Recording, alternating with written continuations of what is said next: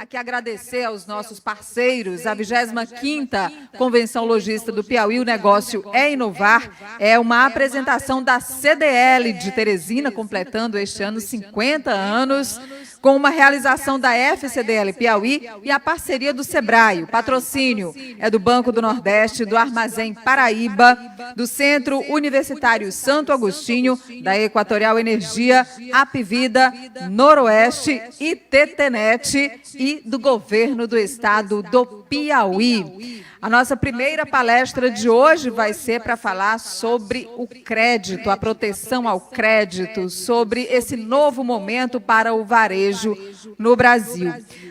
Antes, eu vou dizer a programação do que vem a seguir, né? Nós vamos conversar já com o presidente do SPC Brasil, Roque Pelizaro Júnior, a nossa primeira palestra. Na sequência, nós teremos a palestra do economista-chefe do BNB, Luiz Esteves. Depois, às 18 horas, um bate-papo, Justiça, Desenvolvimento e Agenda 2030, com o desembargador federal, Carlos Brandão.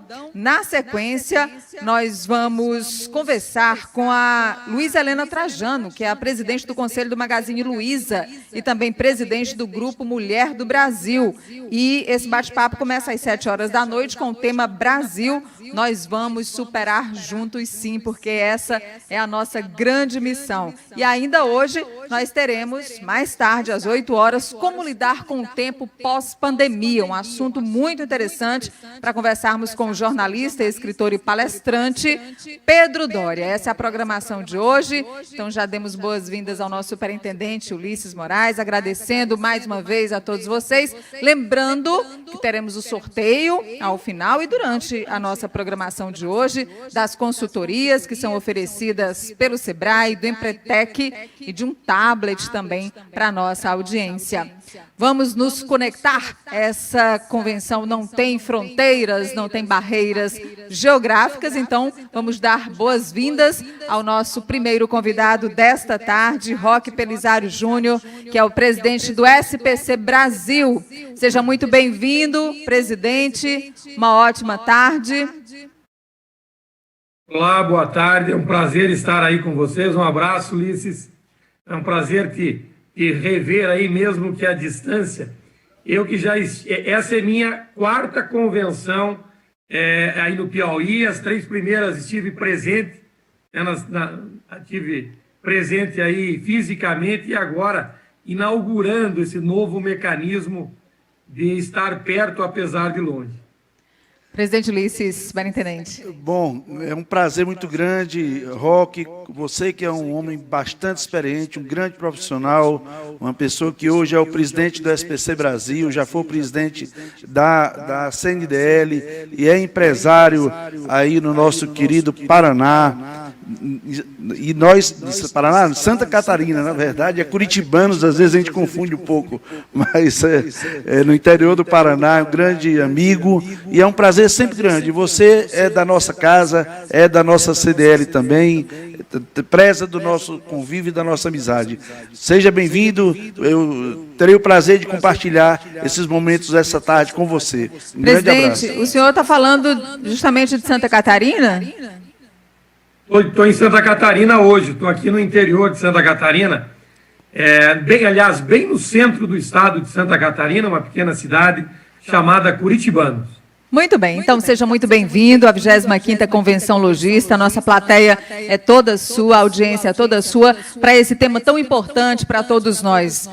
Independente de estarmos ou não relacionados a alguma atividade empresarial, ao varejo, aos negócios, é um tema que nos envolve a todos. Um novo varejo em um novo normal. Presidente Roque Pelizaro Júnior, do SPC Brasil. Bem-vindo. Bem, antes a gente iniciava saudando a plateia, saudando o Estado. Numa transmissão dessa, não existem barreiras. Então, olá a todos que estão nos vendo e ouvindo nesse momento. Obrigado pela audiência. Quando eu conversei com o Sávio, com o Evandro, com o Ulisses sobre o tema da nossa apresentação, a minha visão é para a gente poder entender um pouco que perfil de crise é essa que foi instalada, para a gente compreender da onde a gente vinha, aonde a gente está e entendermos juntos é o novo normal. Por que fazer dessa forma? Porque as respostas, as soluções não são iguais para todos. Essa crise é uma crise muito diferente de todas as demais que nós já passamos. Há aqueles que querem comparar esse nosso momento de crise global com o momento da Segunda Guerra Mundial, por exemplo. Mas existem diferenças tão profundas que eu acho que a comparação como um todo ela é extremamente equivocada. Nós temos que entender que a crise provocada por uma guerra é uma crise que afeta a infraestrutura da sociedade. Então, lá no final da Segunda Grande Guerra, por exemplo, nós não tínhamos mais pontes, não tínhamos estradas, não tínhamos fábricas. Estou falando daquelas regiões atingidas, toda a Europa e boa parte da Ásia, por exemplo, né? Então, essa crise, ao final dela, mesmo as pontes que existiam, as mesmas fábricas, as mesmas estradas, todas estarão lá, e muitas delas, às vezes, melhor do que estavam no início da crise. Então, que tipo de crise a gente está vivendo? O coronavírus, pela exigência do afastamento social, ela é uma crise clara de fluxo, né? Os fluxos, tanto de bens e serviços, quanto o fluxo financeiro, foram interrompidos abruptamente quando dos lockdowns e das dificuldades de viagens, de transporte, que se deram mundo afora. E aqui no Brasil não foi diferente. E por que ela é tão profunda e traz mudanças tão importantes? O primeiro fator é que toda grande crise é um vetor de aceleração. Tudo aquilo que estava acelerando para cima, estava crescendo, havia uma tendência de crescimento, isso é acelerado de forma muito forte. Tudo aquilo que havia já uma tendência, né, de queda, também é acelerado abruptamente. E a gente tem que entender que a nossa sociedade, ela vive hoje o processo do just in time instalado não só na vida empresarial, nas fábricas, nas distribuidoras, no comércio, como também está instalado no nosso dia a dia. O que é o just in time? O just in time é um processo que ficou famoso no final dos anos 60, começo dos anos 70, principalmente porque ele foi implantado pela Sony. São processos que fazem com que você reduza drasticamente os teus estoques, né? E faz com que tanto os estoques da matéria-prima, quanto a linha de produção e a logística que você tem após isso. Você teria, em tese, recebendo a tua matéria-prima, um dia de estocagem, um dia de produção, um dia de expedição, e você fecharia, concluiria isso. Esse just-in-time trouxe grandes ganhos, né? E viabilizou muitas empresas, reduzindo drasticamente custos. Mas, quando você fala em just-in-time, você não pode ter, em momento algum, esse fluxo interrompido de qualquer maneira. Por isso, as indústrias, as empresas, trabalhavam com mais de um fornecedor, tanto de matéria-prima quanto de logística, ou até na manutenção da sua planta. Se trouxe para manutenções periódicas, para se evitar qualquer descontinuidade em linhas de produção, porque isso traria prejuízos enormes. Isso foi tão implementado nas nossas vidas que nós, pessoas físicas, trouxemos isso para dentro das nossas casas. Veja bem, vamos analisar uma geladeira da década de 70, começo dos anos 80. As geladeiras nossas, elas tinham prateleiras extremamente espaçadas internamente. Todos nós, além da geladeira, tínhamos freezers, porque nós estocávamos bastante mercadoria em casa. Um presunto, por exemplo, um queijo, nós comprávamos peças inteiras. peças inteiras de carne. Eu lembro, quando era guri, que o maior quarto da minha casa chamava despensa, e a gente tinha estoque de tudo em casa. Os pacotes de arroz, de feijão, todos eram com açúcar, eram todos comprados em pacotes de 5 quilos. A nossa vida mudou muito, né? Hoje nós compramos 100 gramas de presunto, 100 gramas de queijo, 2 ou 3 bifes, 2 pães, os pacotes que eram de 5 quilos vieram para pacotes de quilo, e a nossa ida ao supermercado ficou diária. Há um estudo que coloca a ida de uma família, e aí olhando não só o supermercado, um leque um pouco maior, contando supermercado, mercearia, padaria e loja de conveniência, uma família vai 1,7 vezes ao dia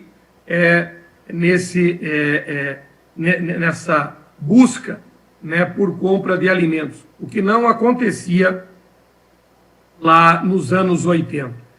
Quando nós vimos esse fluxo, de repente, ser interrompido, nós tivemos problemas sérios em todas as linhas de produção. Você veja bem que a produção de respiradores, tão falada aqui no Brasil, ela não conseguia ser feita, não é porque nós não tínhamos tecnologia ou plantas fabris que pudessem fabricar isso. Aqui em Santa Catarina, nós temos a WEG, que adaptou uma fábrica dela rapidamente para produzir os ventiladores mecânicos para os hospitais. O grande problema é que não havia certos componentes para você poder fabricar esse respirador. Por quê? Porque essas cadeias foram interrompidas. O fluxo de caixa das empresas também era previsto no processo just-in-time. Nós tínhamos uma realidade de reserva de caixa para poucos dias, porque havia uma regularidade que nós prevíamos nos nossos orçamentos, com pequenas distorções. Então se previa problemas de fluxo de caixa para 30, 40 dias, e se tinham reservas de caixa para isso, porque o dinheiro tinha uma regularidade de entrada. Isso tudo foi interrompido. Então, a crise se instala a partir desse problema ocasionado pelo distanciamento social, fruto aí da pandemia. E como a gente reestabelece isso? Quais são os mecanismos para a gente reestabelecer isso? Eu vi esses dias no Twitter da Microsoft um pensamento muito bacana. Hoje o mundo está diferente. Novos problemas precisam e exigem novas maneiras de se pensar, né? Então, a mudança de mindset é uma das grandes ferramentas e que está na mão das empresas e das pessoas para ultrapassar esse momento difícil. Porque esse caminho novo que todos nós estamos obrigados a trilhar vai exigir uma mudança, como eu falei, uma mudança de mindset muito importante, porque tudo que nos trouxe até aqui provavelmente não nos levará daqui para frente. Houve também, pela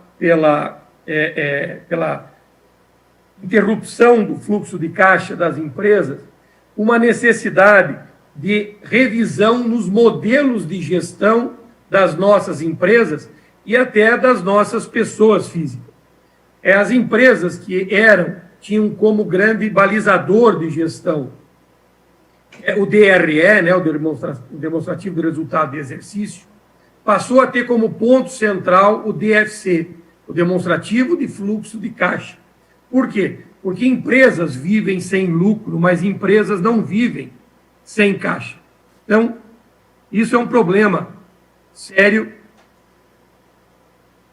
que nós tínhamos que enfrentar, estamos enfrentando, e que exigem que ferramentas não utilizadas em outros tempos passassem a ser utilizadas pelas empresas. Como se mudou toda a maneira de se relacionar, as pessoas ficaram em casa. E eu precisava me comunicar com essas pessoas. Eu tiro a questão da web, do e-commerce, mas o e-commerce lato sensu, não aquele e-commerce estrito sensu. Eu tiro ele de algo periférico dentro das empresas e passo a pôr ele como algo central dentro das empresas. No lado externo, os governos no mundo inteiro viram que a única ferramenta que eles poderiam ter na mão para restabelecer esse fluxo era o crédito e a distribuição de renda. O que o Plano Marshall fez na Europa de distribuição de dinheiro através de obras de infraestrutura que garantissem a entrada de dinheiro para que as pessoas pudessem consumir, de um lado, com a reestruturação da economia através do restabelecimento de estruturas que tinham sido destruídas pela guerra, fizeram do Plano Marshall o grande centro daquela época. Hoje, os governos todos usam mecanismos de distribuição de renda de um lado e de crédito em outro. E, no centro, políticas de manutenção de emprego e renda. Eu vou aqui fazer um paralelo. Vou primeiro falar da parte dos governos e depois falar daquilo que está na mão do empresário para que ele faça a sua gestão da melhor forma possível dentro dessa crise. No lado dos governos, a gente viu, e o governo brasileiro, pelo menos na minha ótica, o Ministério da Economia e o Banco Central, tomaram decisões extremamente importantes nessa pandemia. A desorganização que nós vimos na saúde não foi, graças a Deus, replicada na economia.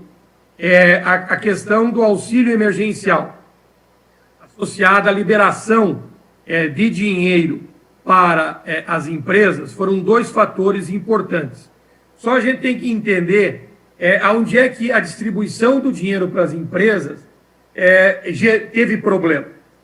Porque os R$600 do que é chamado costumeiramente como Corona Voucher, ele tem auxiliado profundamente o restabelecimento do fluxo financeiro, mantendo empregos no setor produtivo e mantendo a dignidade mínima das pessoas nesse momento, onde o Brasil tem um universo de informais e que ficaram sem renda direta nesse momento.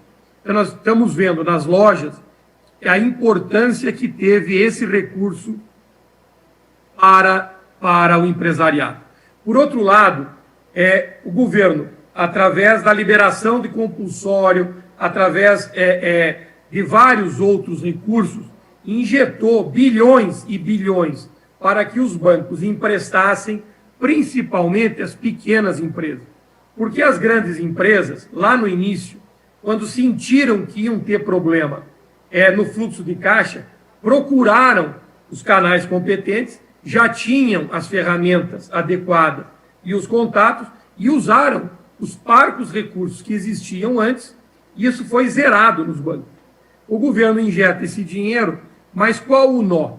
Esse dinheiro fica represado nos 5 grandes bancos brasileiros.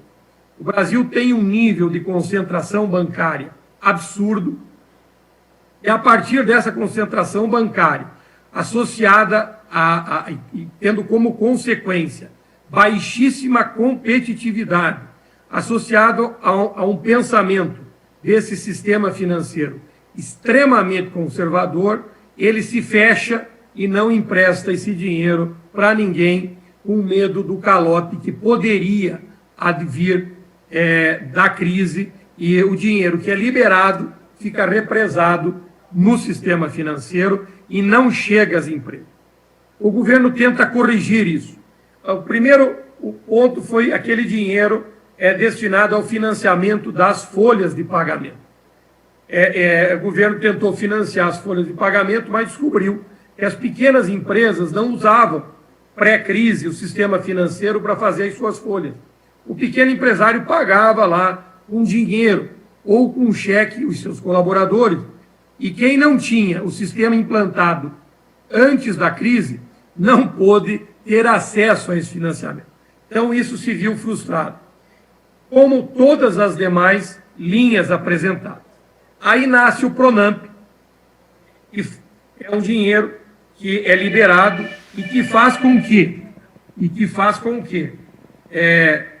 as empresas tenham algum acesso, mas esse dinheiro é esgotado rapidamente e vários bancos no início faziam exigências absurdas de TAC, taxas de aberturas de conta, e seguros, que eram mais caros que o juro que estava sendo cobrado no período todo da contratação.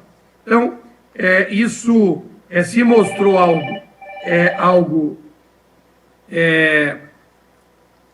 só baixar que o telefone tocou aqui, vamos só desligá-lo.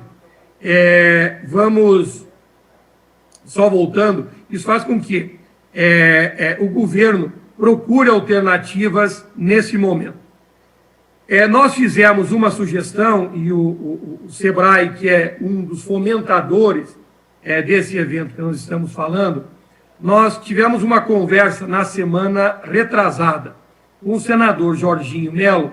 Eu dizia, senador, esse dinheiro não vai chegar em quem precisa, porque ele está sendo distribuído justamente para aquelas empresas que não precisam.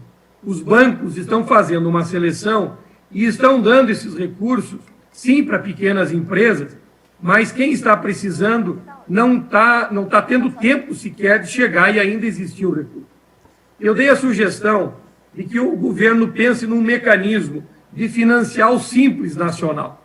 Então, uma empresa que está no Simples, ela pegaria esses valores dos próximos 6 meses de impostos a pagar, não pagaria isso, esse dinheiro já está no caixa dela, e ela teria um prazo de 36 meses, com 6 meses de carência, para iniciar o pagamento desses 6 meses que ele não pagou o tributo, e financiar e pagar isso ao juro de 3,5% ao ano, como no caso do Pronamp.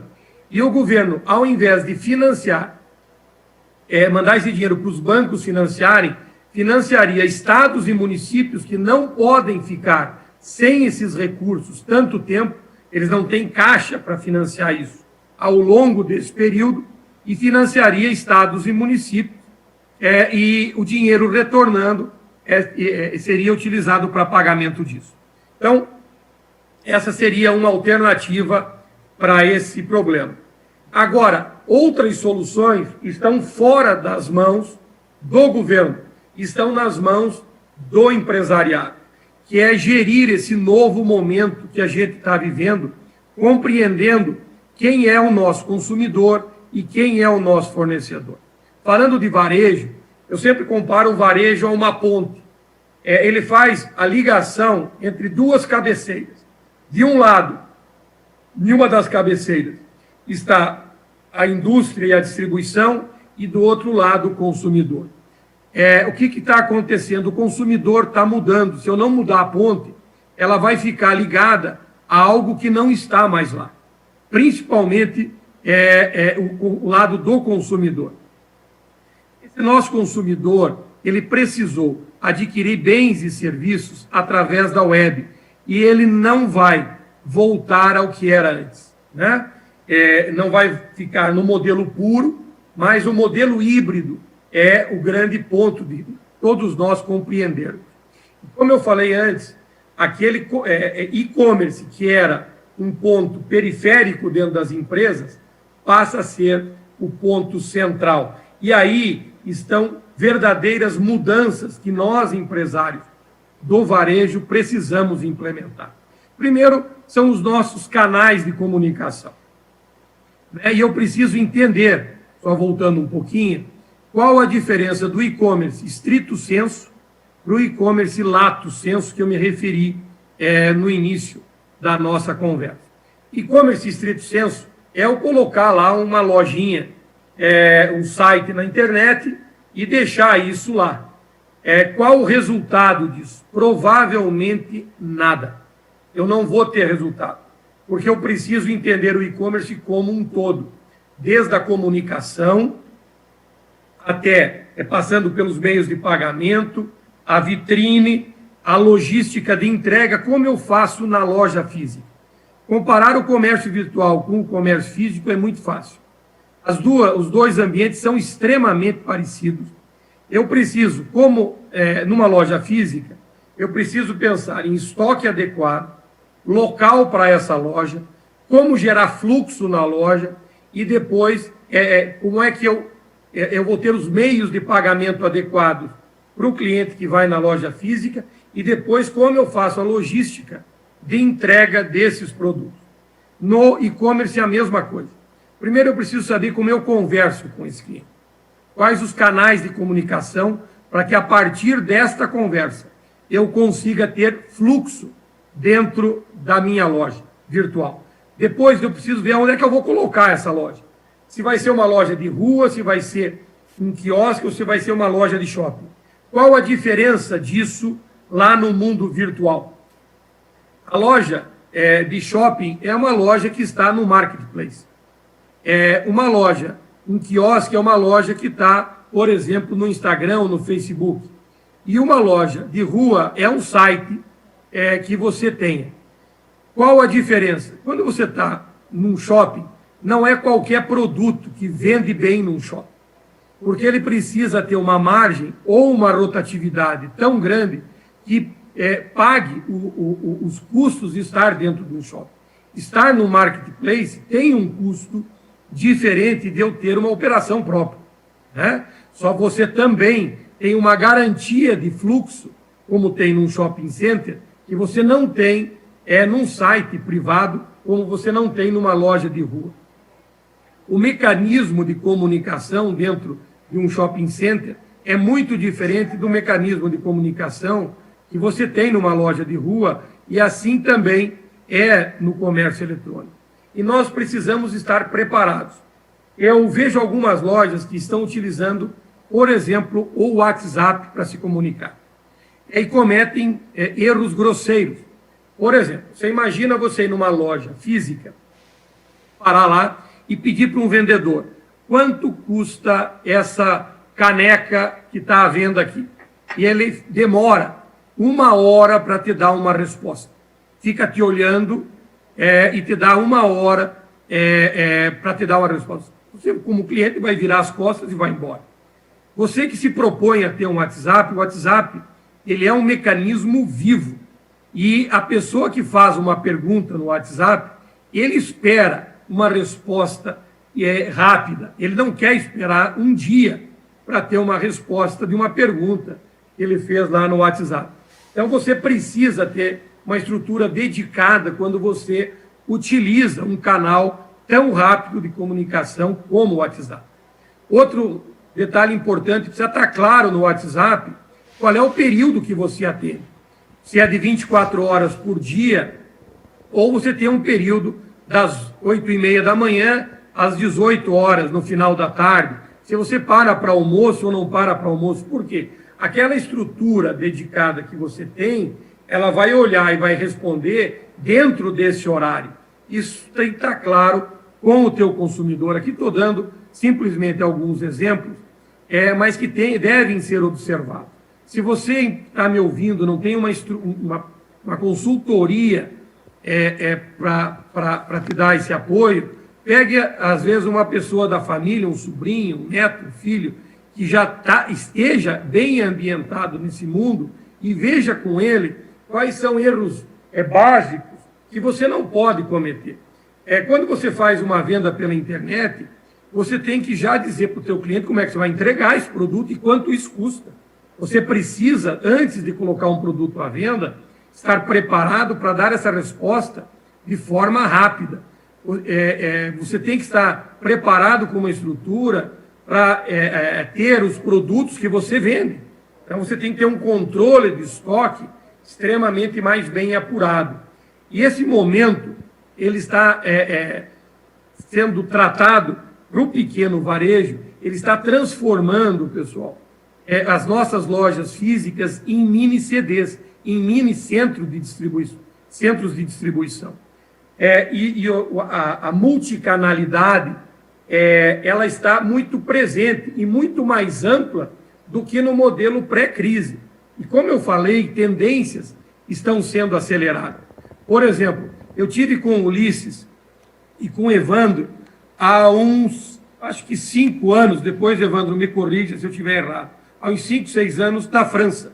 Nós fizemos uma missão empresarial para lá e conhecemos uma operação do Cassino que ele tinha lá em Paris, era um piloto, em que você fazia o pedido no supermercado e pegava esse pedido num sistema de drive-thru. Isso era algo que eu, pelo menos no Brasil, fora do fast food, não conhecia. E hoje a gente viu na TV shopping center abrindo as suas portas para ter uma operação drive-thru para todas as suas lojas dentro do shopping. Por quê? Porque o cliente passou a exigir, pelo distanciamento social, que você tivesse esse canal de venda no comércio. E adaptações foram feitas de forma extremamente rápida. Eu vi CDLs, Evandro, no Brasil, porque uma das grandes dificuldades que o varejo tinha, principalmente o pequeno, num outro canal de venda era o delivery. Por quê? Ninguém sabia como entregar um produto por delivery. E hoje é um canal extremamente importante de entrega para o e-commerce das lojas. Ele faz com que haja uma rapidez, principalmente em cidades médias e pequenas, aonde não há shopping center, aonde nós temos um comércio de rua estabelecido, mas as únicas empresas que entendiam de delivery eram pizzarias e hamburguerias.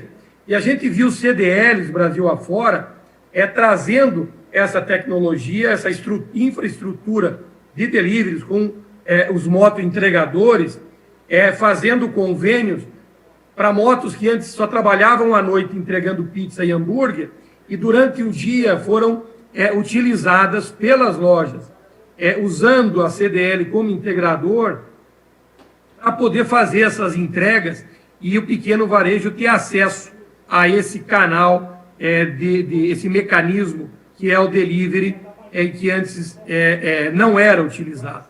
Então, todos esses fatores foram extremamente acelerados. E nós precisamos entender que nós precisamos mudar o nosso mindset. E quando eu falo mudar o mindset, é que agora, daqui para frente, os dados vão ter uma importância extremamente grande em toda e qualquer empresa.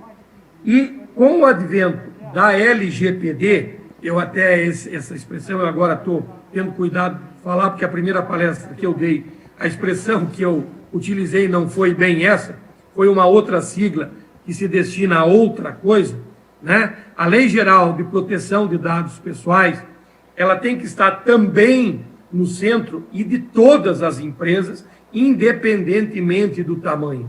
Então, você que está me ouvindo, é empresário, fique atento à responsabilidade que você tem como empresário sobre os dados que você tem dentro das suas empresas, dos seus clientes, os cuidados nessa gestão.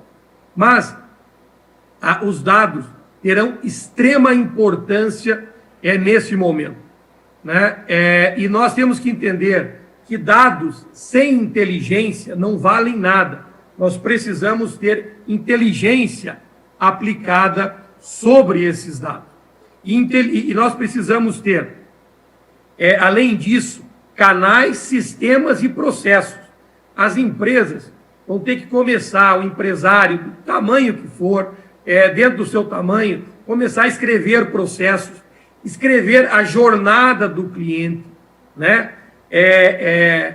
Entender que essa jornada do cliente mudou muito durante a pandemia e que ela tem que ser reescrita, e você vai ter que se adaptar para oferecer a melhor jornada possível para o seu cliente, ter mecanismos de troca de informação para você receber críticas e ir fazendo os ajustes necessários ao longo dessa escrita, né, que você tem que fazer da jornada do teu cliente.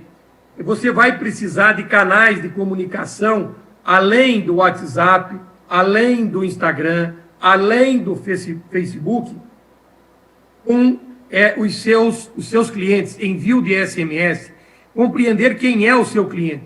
Ulisses, nós temos nas empresas, toda empresa hoje, com a obrigatoriedade do emissor de cupom fiscal e ou da nota fiscal eletrônica, todos nós temos um ERP.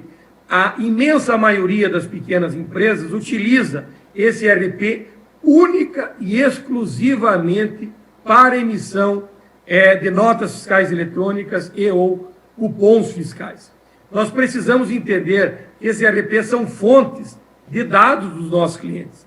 Lá estão telefone, ou deveriam estar telefone, e-mail, a data de aniversário, eu sei se essa pessoa é casada ou solteira, enfim, eu tenho mecanismos de entender quem é o meu cliente.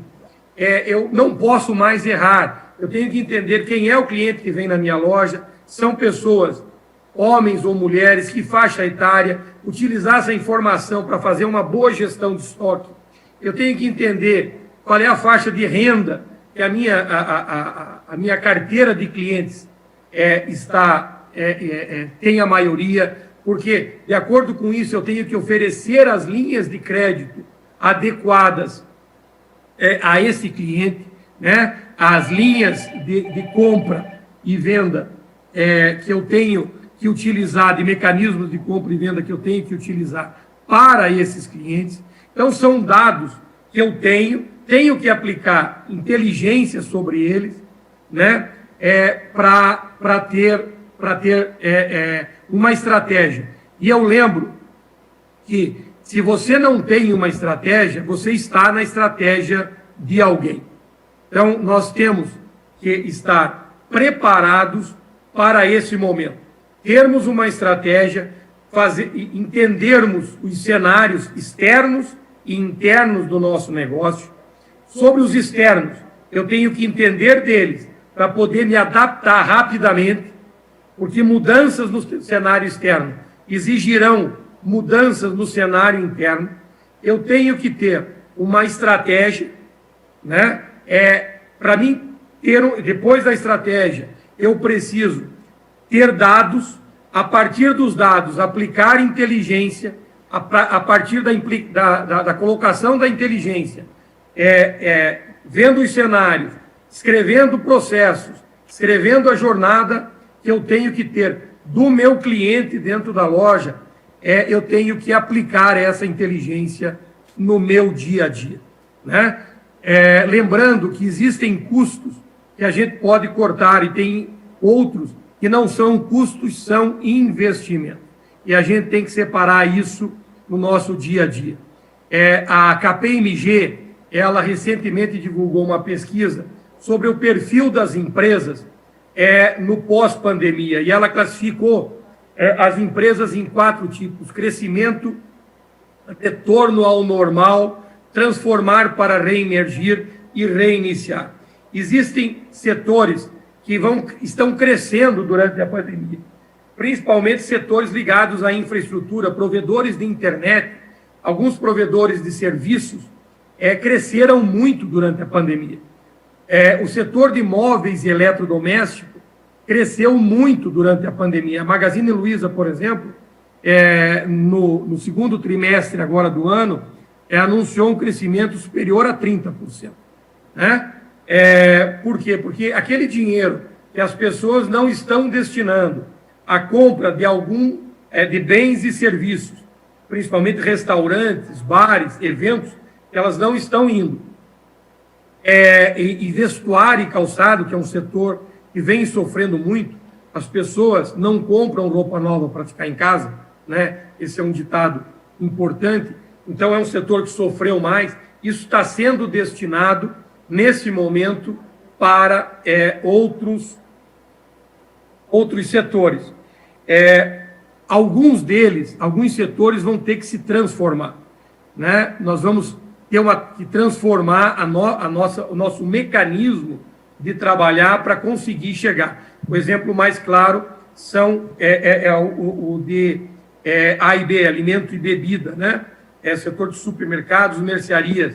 É uma tendência que a gente via de grandes hipermercados já estarem em decadência. Isso está sendo acelerado. Os mercados de bairro, as lojas mais próximas das pessoas vão se reestruturar e vão ter um espaço grande para crescer. E outros setores vão ser eliminados. Há uma discussão muito grande, principalmente no setor de turismo, dessas grandes estruturas de resorts, né, como ficarão no pós-pandemia, a própria estrutura de imprensa e comunicação vai ter que rever muito do seu espaço. Então, são setores que vão ter, muitas vezes, que se reiniciar, se reinventar. Mas o meu tempo aqui está chegando ao fim, meus 40 minutos que a gente ficou de falar para vocês. Agradeço o espaço, Ulisses, agradeço o espaço, Evandro e Sávio, que é o presidente da nossa federação e grande promotor desta convenção, mas nós estamos aqui para ajudá-los. Lembrando que, e como última análise, o crédito está sofrendo os meios de pagamento, também uma transformação muito grande nesse momento. Nós temos o cadastro positivo, que já está aí uma realidade, e que as empresas, principalmente o pequeno comércio, têm que ficar atento, porque é uma ferramenta que pode trazer rentabilidade, porque ele diminui o risco e faz com que você retome, muitas vezes, a venda no crediário, o que vai fidelizar muito o teu cliente, porque ele retorna para a sua loja. Nós temos o Pix, que começa a existir e a operar de forma real em novembro, se não me falha a memória, dia 16 de novembro, e vai fazer uma transformação naquilo que a gente vê, a operação do cartão de débito, vai trazer uma melhora na nossa operação e deve transformar a questão do cartão de débito. Nós temos o Open Banking, que deve começar a trabalhar já em 2021. Nós temos o registro de títulos de crédito, desde o cartão de crédito, das duplicatas, né, que vão ser registradas e escrituradas, o que vai nos dar uma facilidade na antecipação de recebíveis, que antes a gente só tinha dentro do cartão de crédito e muito vinculado àquele banco aonde eu tinha o meu domicílio bancário. Toda essa transformação, essa concorrência que o Banco Central do Brasil está fomentando, vai trazer muitas fintechs para o jogo, muitos bancos menores, muitos FDICs, o que vai reduzir o custo do crédito no Brasil. Obrigado, Ulisses. Estou aqui à disposição para responder perguntas. Bom, meu amigo, muito boa a sua apresentação, Roque, muito importante, muitas informações relevantes. Eu vou já fazer uma pergunta para você, mas antes mandar um abraço para um companheiro nosso, um grande amigo lá de Belém do Pará, está acompanhando o nosso amigo Joy Colares, do Cindy Lojas lá de Belém do Pará. Temos amigos em todo o Brasil, temos o interior do Piauí, CDL de Água Branca também participando. Então, temos aqui já muita gente conosco participando da Convenção Logística e assistindo a sua apresentação. Eu queria perguntar para você, Roque, é o seguinte: nós vimos desde a última eleição mesmo, presidencial, uma mudança de estrutura de publicidade e propaganda. Na verdade, nós assistimos a um candidato que tinha pouquíssimo ou quase nenhum tempo de televisão, que fez a campanha toda baseada em redes sociais, criou uma estrutura de publicidade paralela nas redes sociais para a disseminação de sua propaganda, e que isso muitas empresas, muitas pequenas empresas também estão fazendo no momento. Elas estão sabendo utilizar as redes sociais para conseguir ganhar mercado. O próprio Magazine Luiza também está utilizando ferramentas como essa, além de ter se adaptado, como você disse, por isso é que está havendo um crescimento tão grande que ela teve no último trimestre, quando todo mundo caiu, e ela cresceu 30%. Então, as empresas que estão conseguindo se adaptar a esse novo tempo, essa nova circunstância de mercado, elas estão também tendo maior sucesso e os maiores resultados. E a outra coisa é que as próprias TVs, emissoras, etc., elas também vão ter que se adaptar e criar o seu outro tipo de canal de comunicação direta com o seu público também, não é isso? Ulisses, eu vou dar um exemplo meu aqui na pequena Curitibanos. Curitibanos é uma cidade do interior de Santa Catarina com 45 mil habitantes, né? Uma das lojas que a gente tem aqui é uma loja de decoração, presentes de decoração. Todo ano, nessa época do ano, no mês de agosto, nós fazíamos um limpa-loja para que a loja, aqueles produtos que ficaram trancados, fossem vendidos, para que a gente comprasse tudo novo para chegar lá no Natal com uma loja, um mix de loja renovado. Esse ano, em decorrência da pandemia, nós analisamos que o resultado desse tipo de promoção seria muito pequeno. Uma dificuldade do lojista físico, quando ele faz uma liquidação, que as pessoas, elas querem que toda a loja esteja em liquidação. Então, você tem que gerar um desconto sobre toda a tua linha de produtos e não sobre algumas coisas pontuais. Nós resolvemos fazer um leilão. Esse leilão foi feito domingo passado no YouTube. Um leilão das peças que nós queríamos vender.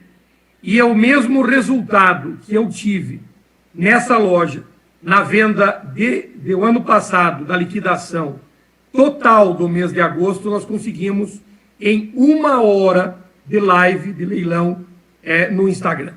E eu não gastei nada em rádio e jornal. Aqui nós não temos televisão. Então eu não gastei nada em rádio, não gastei nada em jornal e tive o mesmo resultado em valores de venda do ano passado, em decorrência da promoção, com 1 hora de venda. Isso demonstra claramente o empoderamento do consumidor. O consumidor hoje, ele está com o mobile extremamente empoderado. E os canais de comunicação direta que a gente estabelece com ele, através das redes sociais, do WhatsApp, do SMS, são extremamente importantes. Mas, aquilo que eu dizia, algumas coisas nós temos que observar. Por exemplo, eu tenho uma carteira de clientes, tenho lá no meu IRP, do meu pequeno comércio, o e-mail e o WhatsApp, porque hoje você tendo o celular, você tem o WhatsApp, desses clientes. Quando o leilão começou, a gente passou um WhatsApp para todos os clientes dizendo: o leilão começou. Foi feito num dia e num horário, domingo, às 19 horas. As pessoas estão em casa. Quando você recebe um WhatsApp no domingo de noite e diz: está começando um leilão no Instagram, você entra. Na loja que você já é cliente, você entra e olha isso. Então, a gente tem que entender esses mecanismos. No momento em que a gente está vendo que, pela primeira vez, a mídia regular está tendo que fazer propaganda dela mesma, porque ela está vendo que muitas empresas estão migrando o seu budget, o seu orçamento que tinha para a imprensa, para a comunicação só via as mídias regulares, boa parte disso está vindo para os outros canais, né? Para os canais digitais. Então, nós temos que estar preparados, nós comerciantes, atentos e atualizados para esse novo momento de um consumidor empoderado através do mobile. Presidente, Nádia Rodrigues aqui, estou apresentando junto com o Ulisses aqui esse momento da convenção. Aliás, nós conversamos ontem lá na TV Cidade Verde, já que o senhor está falando aí de comunicação. Isso.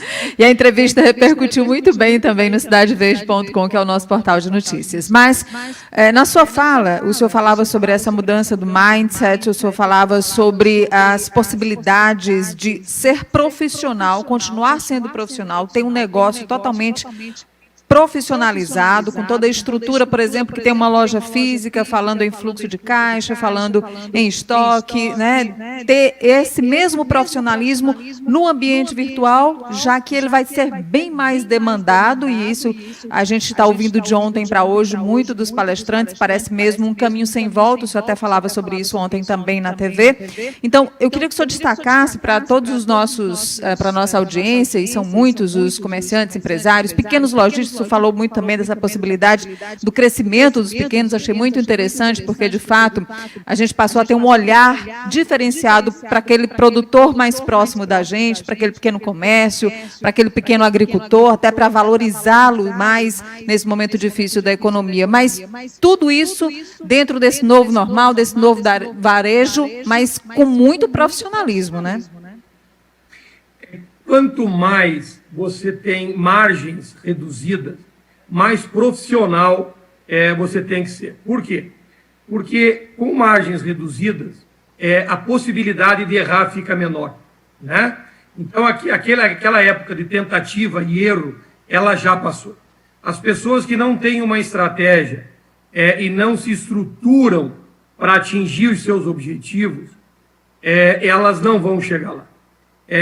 Esses dias eu comentava com um amigo meu sobre a mortalidade do coronavírus na saúde e nas empresas.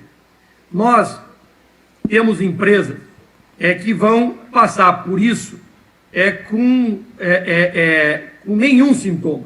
Outras vão ter sintomas leves, outras vão ter sintomas bem mais pesados, vão precisar talvez ir para um respirador, e outras que vão a óbito. E a economia e a medicina são muito parecidas. Por quê? Como na medicina, aquelas pessoas que são jovens, que têm uma condição física boa, faziam exercício, não tem nenhuma comorbidade, estão com o seu metabolismo redondinho, com a sua imunidade redondinha, provavelmente vão passar por essas doenças em contraindo o vírus, sem perceber. Outras vão ter sintomas mais leves. Agora, aquelas que têm comorbidades, né? Uma pessoa obesa, uma pessoa com diabetes, com idade, né? Elas não vão ter o mesmo desempenho, né? E são chamados grupo de risco. Na economia, nas empresas, é muito parecido.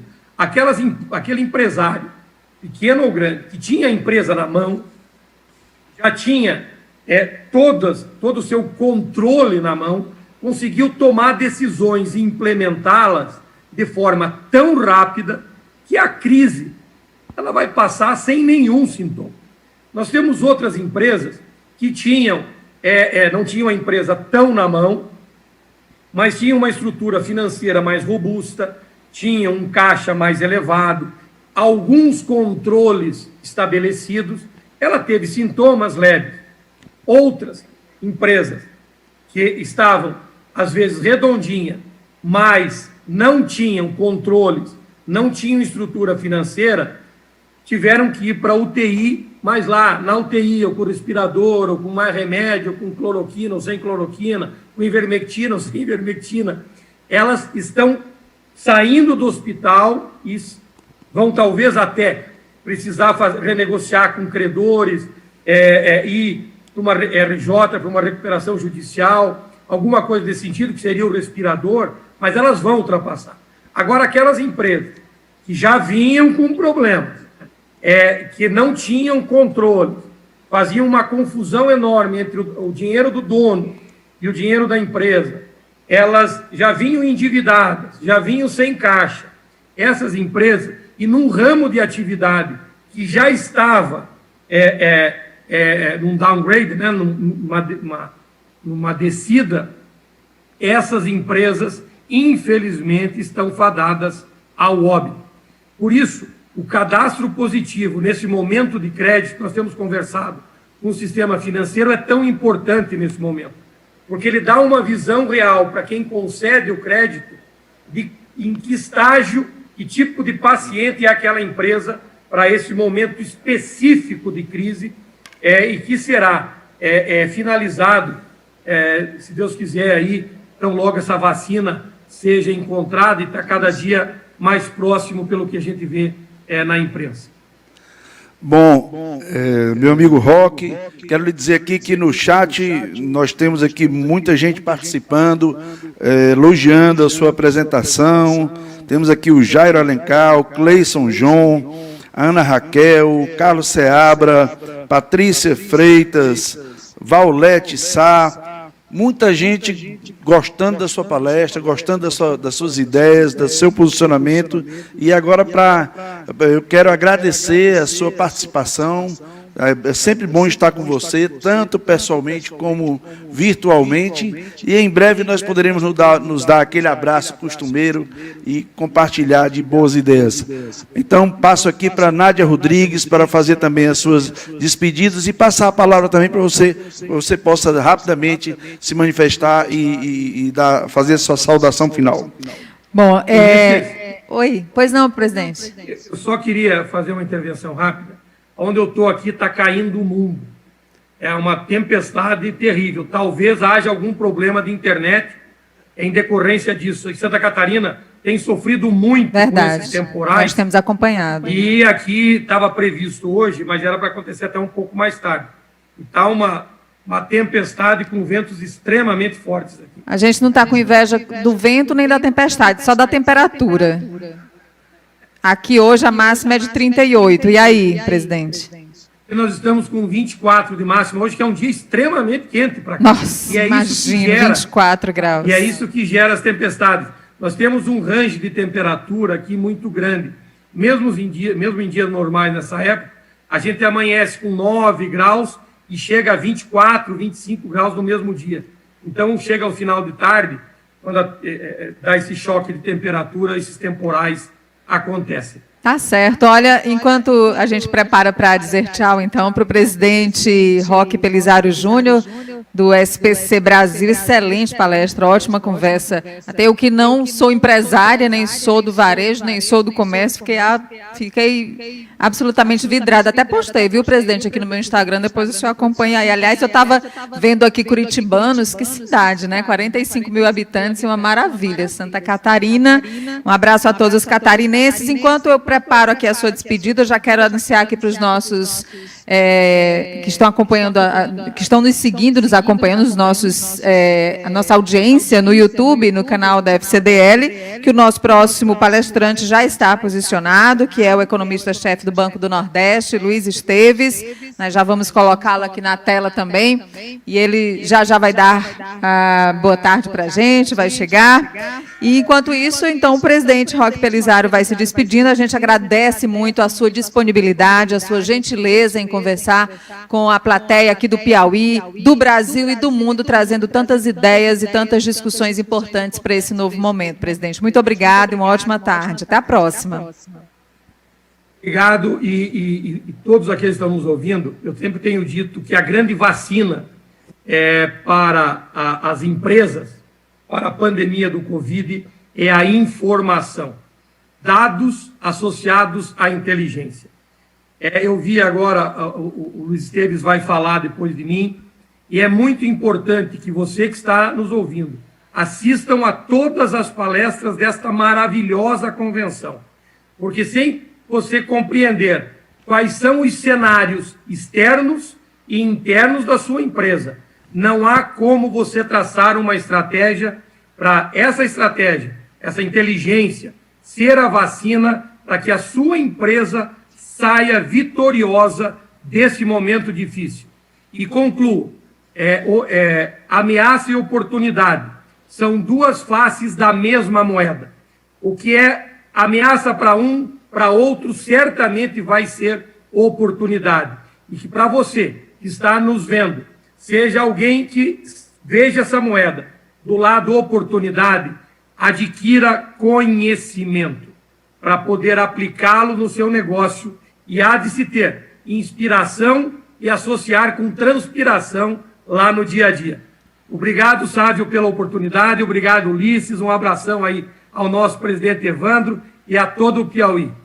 Muito obrigada, o presidente do SPC Brasil participando com a gente, Roque Pelizaro Júnior, direto lá de Santa Catarina. Uma ótima tarde para o senhor, até a próxima.